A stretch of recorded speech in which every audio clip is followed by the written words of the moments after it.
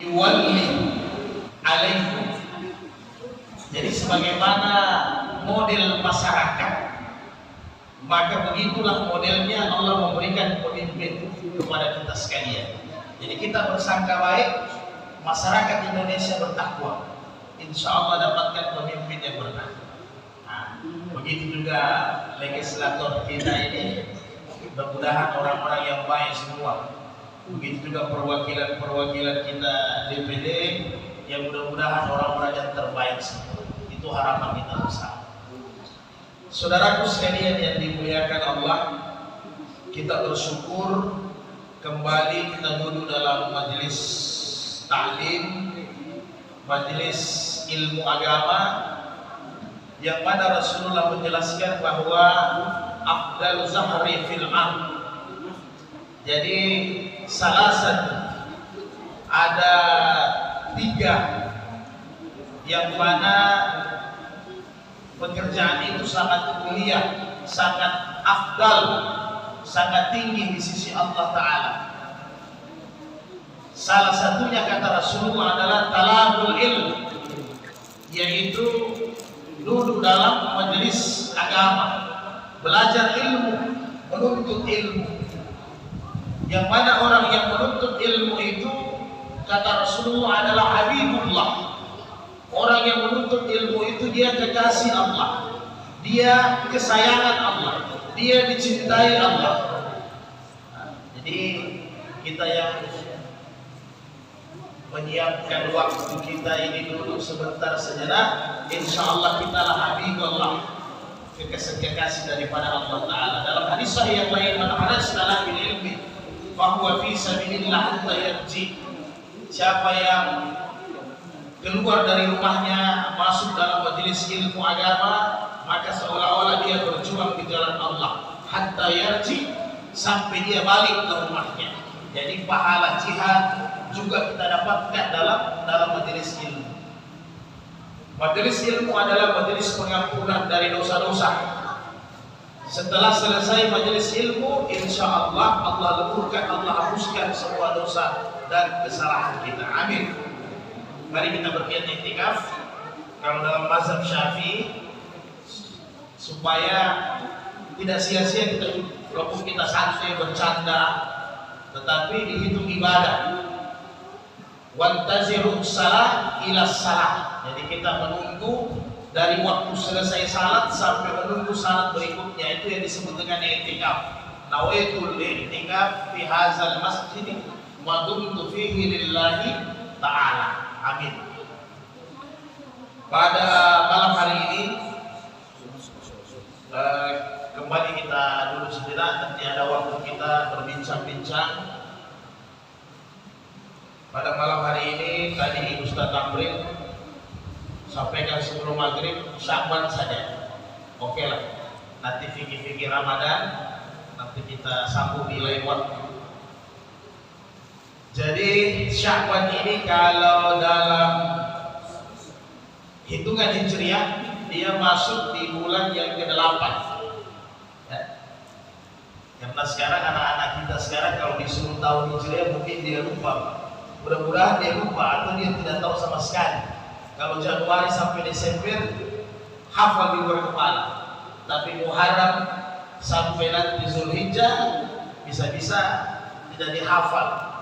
Jadi penanggalan Islam itu Sya'ban itu masuk dalam bulan yang ke-8, Ramadan bulan yang ke-9. Ya. Jadi Sya'ban itu sendiri tentunya sesudah Sya'ban adalah Ramadan. Berarti kita kurang lebih kalau dilihat bulan tadi sore antara 8-9.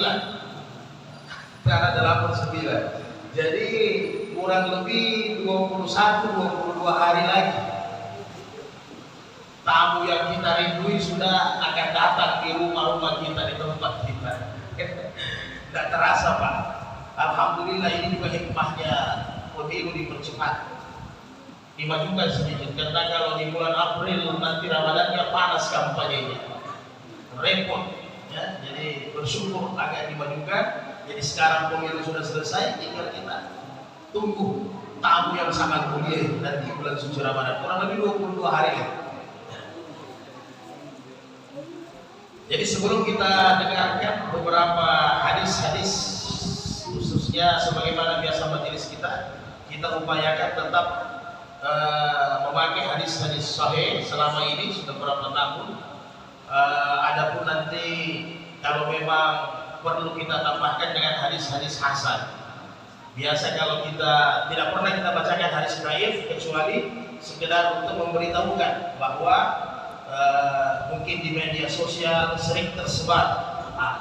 Dua ahad yang lalu kan kita sudah bahas mengenai hadis-hadis maudhu yang palsu, yang hadis munkar yang begitu banyak tersebar tentang bulan Rajab. Kalau Pak Guru bilang dulu hadis TikTok Pak ya. Jadi tugas kita juga sebenarnya, kita yang sudah pegang Android HP bertanya nanti, oh ini derajatnya maudhu. Sebenarnya kalau maudhu tidak ada derajat ya, derajat itu dhaif yang paling rendah. Kalau maudhu itu berarti munkar, tertolak. Nah, itu kita harus sampaikan juga sama saudara-saudara kita. Jangan disebar-sebarkan hadis-hadis yang begini. Kalaupun dia perkataan ulama disampaikan. Ini malfuzat, ini perkataannya ulama. Jadi supaya kita berbuat ini kan ada dasar. Jangan ditambah-tambah, jangan juga terlalu dikurang-kurangi. Nah, di tengah-tengahnya kalau ada ijtihad ulama bersumber dari dalil yang sahih, nah boleh kita ikut dalam bentuk fatwa dan sebagainya. Jadi biasa juga ada yang menyampaikan pertama Sya'ban. Ini katanya terdiri dari sin, ain, ba, alif, nun. Jadi itu bukan perkataan Nabi. Kemudian di ilmu cocologi ya. Jadi bukan perkataan Nabi, tapi perkataannya tabi'in, yaitu Yahya bin Muaz. Ya, bahwa sin itu syafaat, pertolongan Allah. Kemudian ain itu al-izzah, kekuatan. Ba itu bir, kebaikan dari Allah. Kemudian alif itu ulfat. Ulfat ini kelembutan dari Allah. Kemudian nur adalah nur, cahaya. Jadi ini bukan hadis Nabi. Ini juga ada di media sosial biasanya, sudah berapa tahun ini muncul. Jadi ini perkataan tabi'in rahimahullah Yahya bin Muaz. Jadi dia hanya menyampaikan dengan pengalaman spiritualnya, kemudian didukung dengan hadis-hadis sahih bahwa dia merasa Sya'ban ini sangat mulia, penuh dengan syafaat, penuh dengan izzah Allah, penuh dengan berkah kebaikan Allah, penuh dengan kelembutan Allah, penuh dengan nur cahaya. Tapi pada dasarnya ahli-ahli hadis mengatakan semua bulan, semua hari itu penuh dengan syafaat Allah, penuh dengan kebaikan Allah, penuh dengan kelembutan Allah, penuh dengan cahaya. Jadi hari atau bulan yang sial bagi hamba Allah adalah ketika pada saat itu dia tidak taat kepada Allah, dia tidak berbakti kepada Allah, maka itu sial baginya. Jadi biar kita dapatkan Ramadan, bulan yang suci, tapi kalau tidak kita buat kebaikan, pada saat itu kita buat kejahatan, maka sia-sia itu kemuliaan bulan. Nah, jadi tidak ada yang khusus. Ini pengalaman spiritual daripada Yahya bin Muaz. Nanti sama dengan di Ramadan, di banyak-banyak kitab tasawuf. Itu sering dibahas di kitab-kitab tasawuf. Salah satu tanda Lailatul Qadar bahwa air laut itu manis. Itu pengalaman spiritual, bukan hadis Nabi. Bukan hadis Nabi. Jadi satu ulama tasawuf ketika di bulan Ramadan bertepatan dengan Lailatul Qadar, dia merasakan air laut itu manis. Itu pengalaman spiritual. Sebenarnya tidak perlu diekspos terlalu jauh. Biasanya para ulama-ulama terdahulu menyampaikan saja sama darwis-darwisnya. Kalau murid darwis itu dalam tasawuf, kemudian santri-santrinya disampaikan orang-orang yang terdekat sebagai motivasi, dorongan biar mereka itu tetap semangat. Jadi kalau tanda-tanda air laut manis bukan hadis Nabi, pengalaman spiritual. Begitu juga Sya'ban ini. Jadi kalau di orang-orang Imam Mazhab Ahmad memang ada sedikit ekstrim, yaitu mereka bilang ilmu cocologi kan begitu. Tapi di mazhab Imam Syafi'i itu sah-sah saja. Yang penting itu bukan dasar rujukan. Jadi yang penting disampaikan ini perkataannya ulama ini perkataannya ulama ini, karena mungkin Yahya bin Mu'az mungkin pernah ada pengalaman spiritualnya terjadi di bulan Sya'ban ini, dia rasakan luar biasa. Maka dia mulai menganalisa bahwa sini itu adalah syafaat, ain itu izzah dan seterusnya. Tapi yang jelas semua kandungan-kandungan yang disebutkan Yahya bin Mu'az pasti ada setiap saat. Asal kita mendekati Allah, asal kita mau bertakwa, pasti kita dapatkan semua itu kebaikan. Kemudian ada juga hadis bapak-bapak sekalian, biasa populer itu disampaikan di Ramadan, bahwa ini bukan maulud tapi derajatnya daif jiddan, yaitu Muharram syahrullah, kan? Muharram itu bulannya Allah. Kemudian Sya'ban syahrul Nabi, ya. Kemudian Ramadan syahrul ummati. Jadi Muharram bulannya Allah, kemudian Sya'ban bulannya Nabi, kemudian Ramadan bulannya umat Rasulullah. Ini hadis tapi derajatnya dhaif jiddan, sangat lemah. Bisa dipakai, bisa untuk motivasi, tetapi harus diikuti dengan hadis-hadis yang sahih. Harus diikuti dengan hadis-hadis yang sahih. Seperti bulan Sya'ban adalah bulannya Nabi, dan memang Nabi di bulan Sya'ban ini puasanya lebih banyak dibandingkan di bulan-bulan lain selain Ramadan. Tetapi bahwasanya khusus Ramadan itu khusus untuk umat Nabi, bahwa Sya'ban itu untuk Nabi, Muharram itu untuk Allah, yang tidak mungkin. Makanya ahli hadis koreksi, artinya juga salah, karena semua bulan adalah miliknya Allah. Apalagi kalau dalam surah Inna iddata syuhuri indallahi 12 syahran. Sesungguhnya di sisi Allah ada 12 bulan yang Allah ciptakan. Jadi bukan hanya Muharram saja. Bukan hanya Muharram saja, memang fihima arba'atun hurum, kata Allah, bahwa di antara 12 itu ada 4 bulan haram. Bukan bulannya Allah, tapi bulan yang tinggi kemuliaannya selain Ramadan. Nah, jadi hadis itu derajatnya sangat lemah. Sangat lemah. Jadi karena semua bulan yang pasti miliknya Allah. Semua bulan untuk kita semua umat Rasulullah tanpa terkecuali. Nah, itu biasanya sering-sering kita dengar. Jadi tidak usah disampaikan sebenarnya, apalagi dikirim di media-media sosial. Tidak ada manfaatnya. Masih banyak yang lain-lain yang bisa kita gunakan. Karena kalau terbiasa kita pakai hadis-hadis dhaif, lama-lama nanti hadis yang mungkar juga kita sudah campuri, kan begitu. Tidak terasa nanti seolah-olah lesat, ya. Lama-lama jadi pengamalan, apa repot itu. Nah, jadi tidak usah kita biasakan pakai lah. Kemudian ada lagi yang biasa sering kita dengar, bahwa apabila datang Sya'ban itu malam itu hendaknya kamu hidupkan, utamanya awal bulan Sya'ban, pertengahan bulan Sya'ban, kemudian akhir bulan Sya'ban. Itu hadisnya bukan dhaif lagi. Jadi tidak ada pembagian begitu, sama sekali tidak ada. Apalagi di dalamnya itu ada yang bernama Ibnu Abi Sabrah. Ibnu Abi Sabrah itu terkenal orang yang lemah, kemudian terkenal orang yang mungkar. Jadi ingatannya, kelakuannya juga tidak sesuai.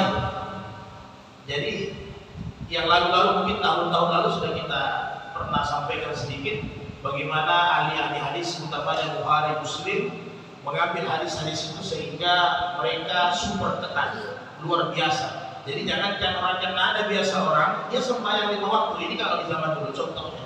Tapi ketika itu Imam Bukhari sempat lihat dia pakai celana pendek, auratnya kelihatan, lututnya. Itu hadisnya dicoret.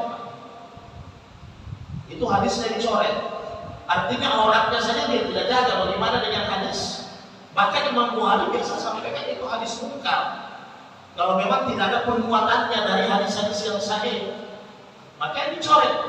Begitu juga saya sampaikan pernah Imam Muslim mendatangi orang untuk cek apakah ini hadis betul dari dia, supaya nanti mutawatir bersambung sampai marfu kepada Rasulullah.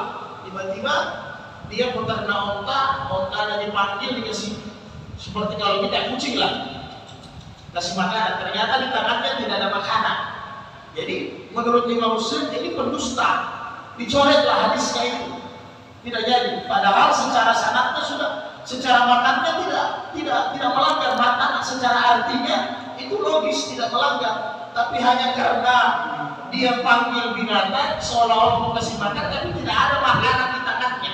Maka menurut Imam Muslim ini tidak bisa dipercaya, tidak sifat, lemah, dan ini pendusta. Dicoretlah hadisnya. Sampai seketat itu ulama-ulama hadis itu menjaga kemurnian hadis-hadis sahih.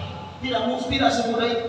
Belum lagi secara rohaninya, kalau mutawatir dia sudah memenuhi syarat, sanadnya, matanya sudah memenuhi syarat, sebelum menuliskan itu hadis, mereka istihara salat 2 rakaat. Itu masih terakhir. Sampai tingkat itu, Pak. Jadi makanya Imam Bukhari tidak sempat, tidak sistematik susunan kitab sahih Bukhari. Dia sudah meninggal. Karena apa? Imam Bukhari fokus kumpul semua dulu hadis-hadis sahih. Nanti di belakang diatur.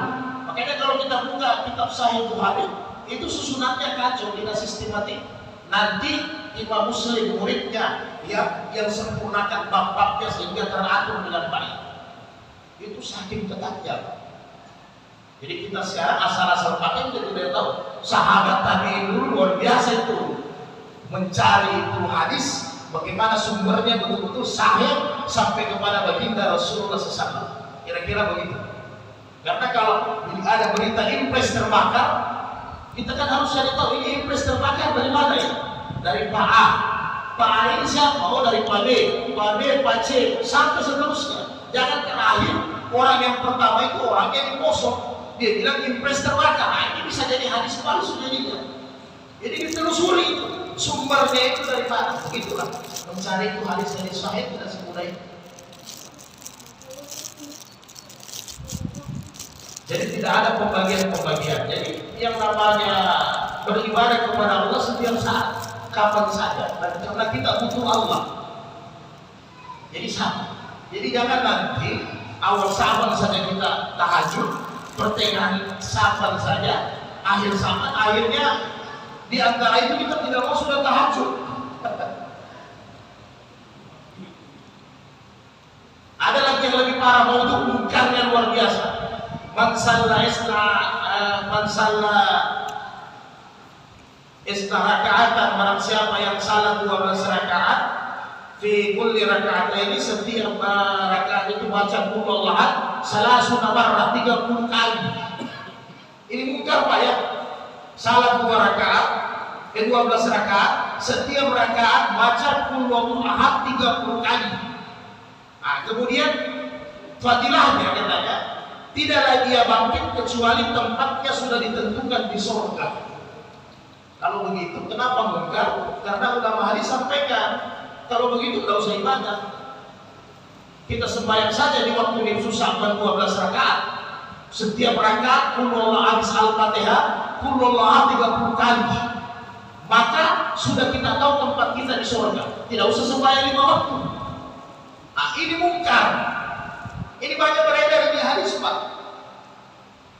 Karena biasa diambil dari kitab-kitab hadis yang lemah. Ada beberapa yang memang bermasalah. Baru disampaikan. Karena memang produk-produk kitab dari Yaman, dari Irak, sebagian bercampur baur dengan Syiah. Jadi cari kemurniannya itu susah. Ditambahlah itu hadis-hadis sembarangan. Begitu juga ada namanya salat nifsu Sa'ban yang dilakukan di Baitul Aqsa. 2 rakaat malam nifsu Sa'ban dibaca 2 rakaat, 1 rakaat itu 3 kul. Rakaat kedua juga 3 kul, itu mungkar. Tidak ada. Jadi saya tidak bilang bahwa tidak boleh salat malam nifsu Sa'ban, boleh, silahkan. Tapi jangan mengambil hadis-hadis yang mungkar. Kita ambil salat malam, itu hadis-hadis yang sahih bahwa Allah membuka tangannya di tengah malam menunggu hambanya. Mana yang meminta ampun saya ampuni, ghafartu laka. Mana yang memohon saya kabulkan. Mana yang banyak urusannya, banyak kesibukannya, saya selesaikan. Itu boleh kita ambil. Jadi kita termotivasi dengan dasar dari hadis-hadis yang sahih begitu banyak. Jadi jangan ambil dari hadis-hadis itu. Kenapa? Akhirnya nanti hanya nifsu Sa'ban kita sembahyang tahajud. Di luar nifsu Sa'ban kita tidak mau salat tahajud.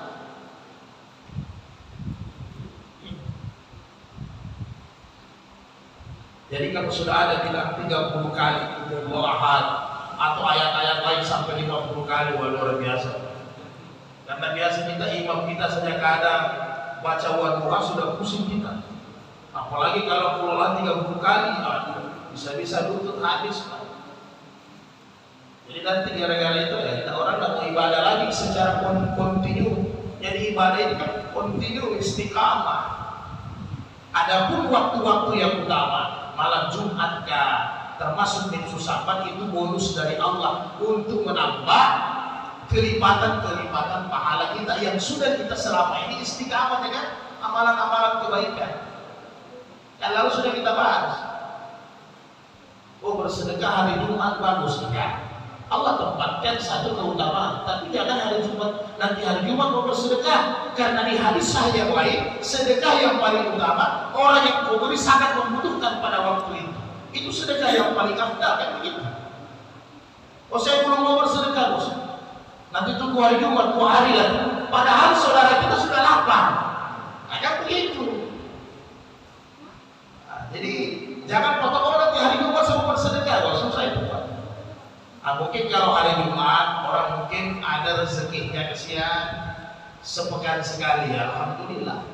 Tapi kalau memang kita ada duit, karena orang yang kita sedekahkan, kalau dia juga tidak butuhkan, tidak terlalu bermanfaat apa-apa, itu haram.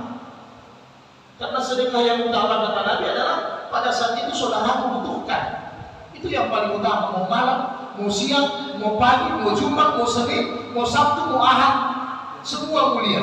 Yang tadi yang butuhkan pada saat itu. Karena biasanya juga ibu-ibu kita belum mau dia bersedekah ke hari Jumat. Betul juga ada hadis-hadis yang mendorong supaya karena orang-orang pakil, ya itu nggak panjang penjelasan ulama. Nanti kapan-kapan kita bahas. Karena orang-orang pakil kadang kalau tidak dibuat keutamaan begitu sama sekali tidak mau bersedekah. Jadi kalau sudah dibuat hari Jumat mulia juga tidak mau bersedekah, luar biasa Pak. Itu 50 di atas 50 betul itu, lemal tempo. Kemudian bapak-bapak sekalian yang dimuliakan Allah, ada juga kalau ada satu hadis ini, ada barang siapa yang membaca Qul 1000 kali, ya, alfa marra, maka malaikat diturunkan sama dia 1000 malaikat. Kalau nifsu Sa'ban. Jadi sebenarnya pertanyaannya kenapa hadis-hadis begini bukan? Selain zikir-zikir habis salam, masa Tuhan berikan engkau nikmat tanpa dihitung? Masa zikirmu dihitung? Kira-kira begitu Pak ya? Kecuali ada hadis sahih yang mendukung itu. Misalnya, ya Nabi habis salat fardu salasun wa salasina marra, 33 kali sampai genap 100, la ilaha illallah wahdahu la syarika. Itu ada ketentuannya supaya kita tidak langsung lari ya, konsentrasi dulu sebentar. Tapi kalau waktu-waktu tertentu sudah 1000, 2000, tidak ada hadisnya. Abu Hurairah sebelum tidur zikirnya 1000 Pak, tapi Nabi tidak jadikan dasar ini sebagai sebagai kewajiban kita harus melakukan. Kalau ini kita lakukan, luar biasa, Pak. Jadi Nabi itu standar. Jadi kalau ada hadis kita dengar, utamanya di media sosial atau kita baca buku-buku, banyak juga buku-buku tersebar sekarang, bahwa kalau disusahkan baca 1000 kali, 1000 malaikat turun, 1000 dosa diampuni. Saya rasa tidak usah 1000, Pak. 1 malaikat saja sudah terbang kita ya. Tidak berani kita kalau memang malaikat ada sama kita. Apalagi kalau 1000 malaikat. Ya. Tidak gampang itu, Pak. Nah, jadi itu bukan hadis lemah lagi, tapi bukan. Tidak ada yang begitu. Jadi Anda bangun susahkan baca Quran, alhamdulillah, maka silakan. Anda berzikir, sebenarnya kalau zikir ini jangan dihitung lah. Ya. Kata Imam Al-Ghazali bilang, Tuhan tidak pernah menghitung memberikan rezeki kepada engkau. Kenapa ketika engkau mengingatnya harus kau hitung? Kayak begitu. Nah, tapi biasa orang-orang tasawuf pakai standar itu supaya ada keistiqaman rutinitas kita. Imam Al-Ghazali, Imam Hasan Basri ada zikir-zikir mirip, tapi itu bukan masuk dalam syariat. Silahkan, karena kalau tidak ada standar-standar nilai, bisa-bisa sama sekali kita tidak berzikir 1 hari. Nah itu yang repotnya, karena tidak ada standar. Karena kalau Tuhan sampaikan kepada kita, uzkurullah zikran katsiran wasabbihu bukratan wa asila, pagi dan petang, itu tidak ada nilai memang. Hanya ulama-ulama menganjurkan kalau bisa istighfar 100, kalau bisa tasbihat tahlil 100, sebagai tanda cinta Nabi kalau bisa salawatnya 100, silahkan, tidak ada masalah. Itu sah-sah saja. Tetapi kalau hanya mau susahkan kita berzikir, itu hadisnya bukan. Hadisnya bukan.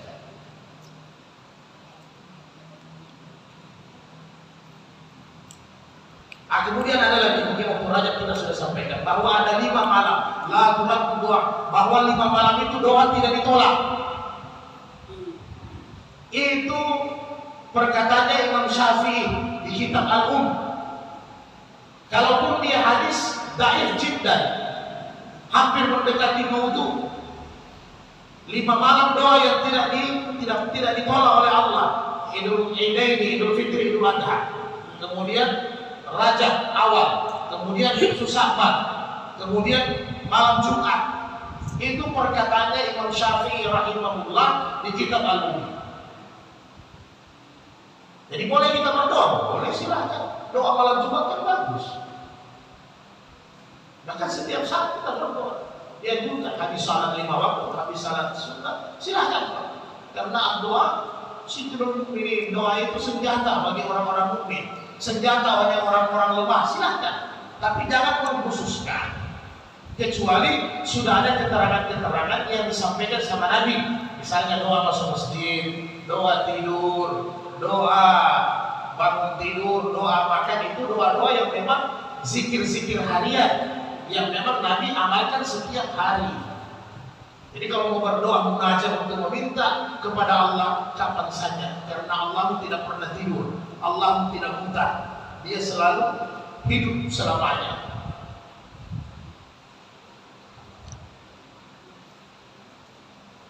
Kemudian mungkin waktu kita singkat beberapa hadis-hadis yang sahih. Jadi ada satu derajatnya, sepakat semua ulama-ulama hadis. Sebenarnya di nifsus Sa'ban itu hampir tidak ada derajat hadis yang hasan. Jadi jangan bilang sahih, hampir hadis hasan itu hampir tidak ada. Kecuali ada satu derajat oleh Abu Musa. Itu derajatnya hasan. Ini bisa kita pakai. Innallaha liya'talli'u lailatan nisfu min Sya'ban fayaghfir li jami'i khalqihi illa li musrikin aw musahilin. Jadi sesungguhnya Allah Ta'ala itu melihat kepada hamba-hambanya, utamanya di pertengahan Sya'ban. Kan begitu. Nanti dikuatkan, ini hadis dikuatkan dengan hadis sahih yang lain. Jadi di pertengahan Sya'ban, kemudian Allah, kalau mereka memang istiqamah selama ini beribadah, hamba-hamba itu halqihi maka saya ampuni dosa-dosanya, illa kecuali dua jenis manusia yang tidak diampuni, lil musyrikin atau musahinin, orang yang syirik, orang yang musyrik, dengan musahinin, orang yang bermusuhan, orang yang belum tegur sapa, orang yang saling benci. Kenapa? Karena hadis ini derajatnya hasan, karena dikuatkan satu hadis dari Nabi, hadis sahih, bahwa catatan-catatan amal manusia mungkin pernah sudah kita bahas. Ada namanya catatan harian yang diperlihatkan kepada Allah. Waktunya antara subuh dan asar pergantian malaikat. Itu catatan harian. Ada yang disebut dengan catatan pekanan, yaitu di hari Senin dan Kamis. Makanya Nabi suka berpuasa Senin Kamis. Selain mulidku fihi, kata Nabi, selain hari Senin adalah hari lahir saya, hari Senin juga catatan pekanan itu diantar oleh Allah. Saya ingin ketika catatan saya sementara puasa, ketika catatan itu diperlihatkan kepada Allah. Ini hadis sahih Bukhari Muslim. Kemudian ada namanya catatan tahunan, diperlihatkan yaitu di bulan Sya'ban ini, Pak.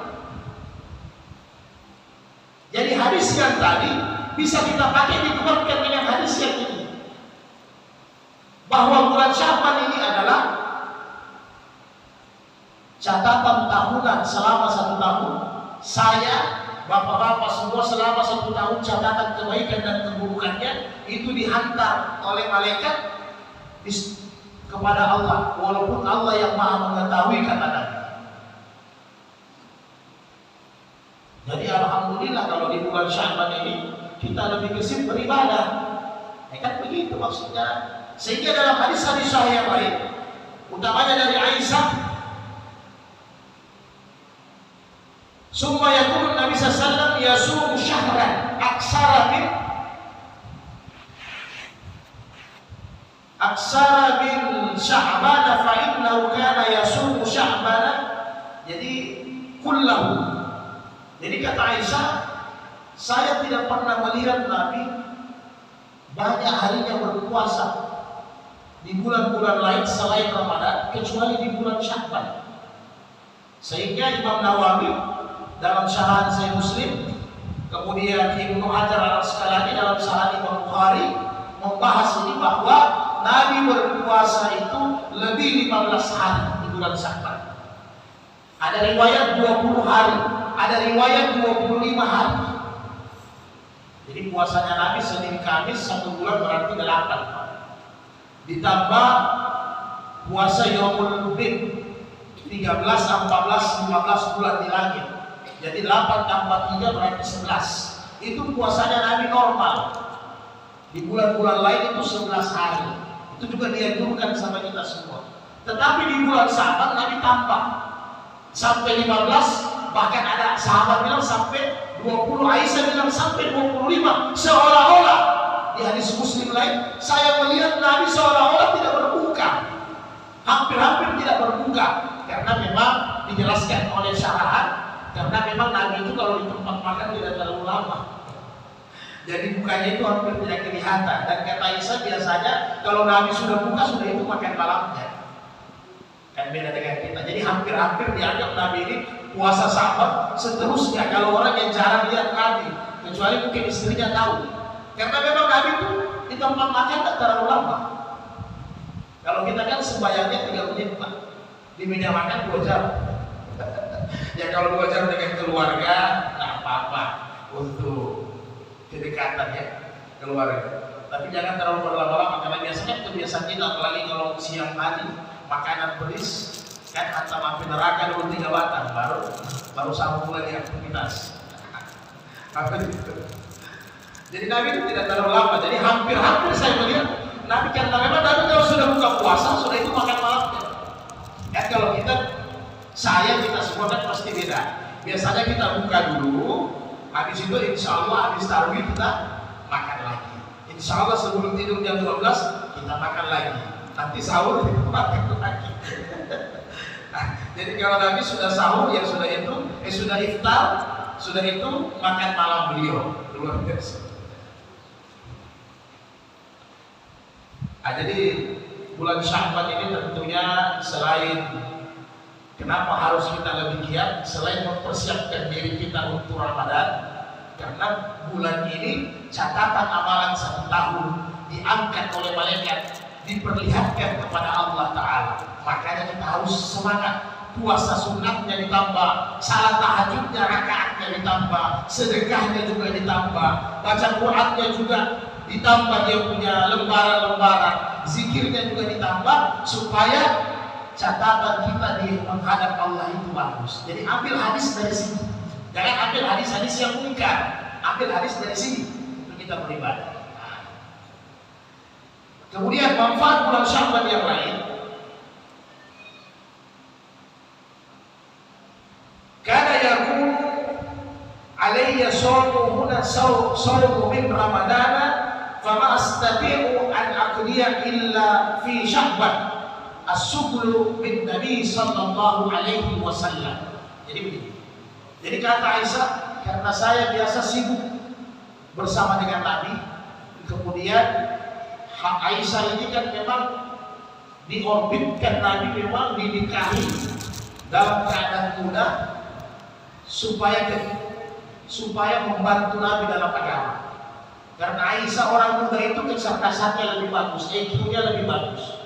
Maka Aisyah ini memang ditargetkan untuk menghafal hadis-hadis hukum, hadis-hadis tafsir. Maka tidak heran selain Ibnu Abbas, selain beberapa orang Ibnu Umar, Aisyah masuk di kalangan ulama-ulama sahabat. Jadi dia sibuk, kadang puasa mengganti, kan biasa wanita haid kalau setiap bulan. Jadi biasa utang puasanya Aisyah, kata Aisyah, saya tidak sempat ganti sesudah Ramadan sampai nanti Sya'ban, saya mencuri waktu untuk ganti itu puasa wajib, karena saya sibuk menemani Nabi. Kalau sibuk Aisyah tak punya anak, kalau sibuk capek mencuci pakaiannya Nabi punya pakaiannya hanya 2 lembar jubah, tidak lebih. Ada riwayat yang saya Nabi punya 4 karena 1 hadiah dari Yaman, 1 hadiah dari Ethiopia, Raja Habasyah. Itu pun yang 2 ini Nabi hadiahkan lagi. Jadi kata Aisyah, ketika Nabi sudah meninggal, saya melihat bajunya Nabi memang hanya 2. Jadi sebenarnya kesibukannya Aisyah untuk mencuci pakaian Nabi tidak repot, kan juga disetrika seperti kita, Pak. Di mana kesibukan Nabi? Anaknya tidak ada Aisyah, berarti dia tidak repot urus bayi. Di mana kesibukannya? Menghafal hadis, dengan menghafal semua tafsir Quran yang disampaikan sama Nabi. Karena ada perkara-perkara hukum dalam agama yang tidak bisa didapati oleh Ibnu Abbas, yang tidak bisa didapati oleh Ibnu Umar, oleh Utsman bin Affan, oleh Zaid bin Sabit. Ini sahabat-sahabat ulama. Misalnya apa? Tentang mandi junub, tentang darah haid, tidak mungkin mereka tahu. Tentang salah pikirnya Nabi, yang lebih tahu ini adalah Aisyah radhiyallahu anha ummul mukminin. Begitu juga dalam tafsir Al-Quran, Ibnu Abbas dengan Aisyah itu banyak perbedaan, banyak sekali perbedaan, tapi bukan berubah hukum. Perbedaannya banyak. Ya misalnya lamastumul nisa, masalah menyentuh wanita, itu perbedaannya besar. Karena Aisyah itu hidup bersama Nabi. Jadi kalau urusan mandi junub, urusan salat witir, hadis Aisyah yang punya yang kuat, karena dia bersama Nabi. Bolehkah suami mandi janabah dengan istri? Tidak mungkin Ibnu Abbas tahu, tidak mungkin Ali tahu, tidak mungkin Ibnu Umar tahu. Yang tahu pasti istri Nabi. Pernah tak Nabi mandi janabah dengan istrinya? Oh, pernah, kata Aisyah. Kalau bulan Ramadan, Nabi habis berhubungan dengan istrinya harus mandi dulu, makan sahur, atau makan sahur dulu baru mandi. Tidak mungkin Ibnu Umar tahu. Dia tidak tidur sama Nabi. Yang lebih tahu pasti istrinya. Inilah fungsinya Aisyah. Sehingga Aisyah bilang, saya tidak sempat karena menghafal ayat, menghafal Quran, karena menghafal hadis-hadis. Jadi fungsinya bulan Sya'ban ini salah satunya adalah mengganti puasa yang masih ada utang kita sama Allah, wajib diganti. Jadi Tolong sampaikan sama istri dengan anak perempuan di rumah, kalau masih ada utang, jangan sampai masuk Ramadan, Pak, masih ada hutangnya, hati-hati. Siapa yang berdosa? Bukan istri. Kepala rumah tangga yang paling banyak dosanya. Nah, jadi diingatkan memang kalau masih ada hutang, cepat selesaikan. Kesempatan sahabat ini masih tanggal 8-9, masih ada waktu 21 hari untuk bayar hutang puasa. Karena hutang tetap harus dibayar.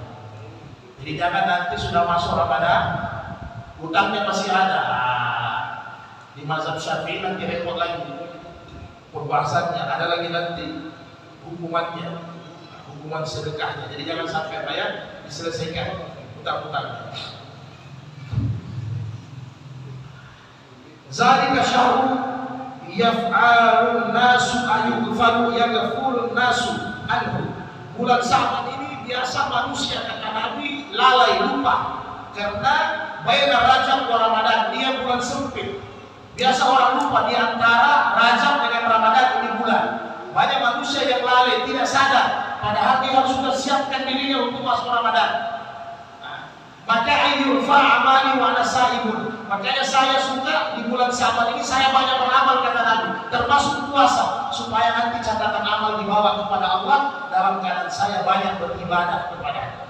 Jadi bulan Sya'ban ini banyak kita biasa lalai.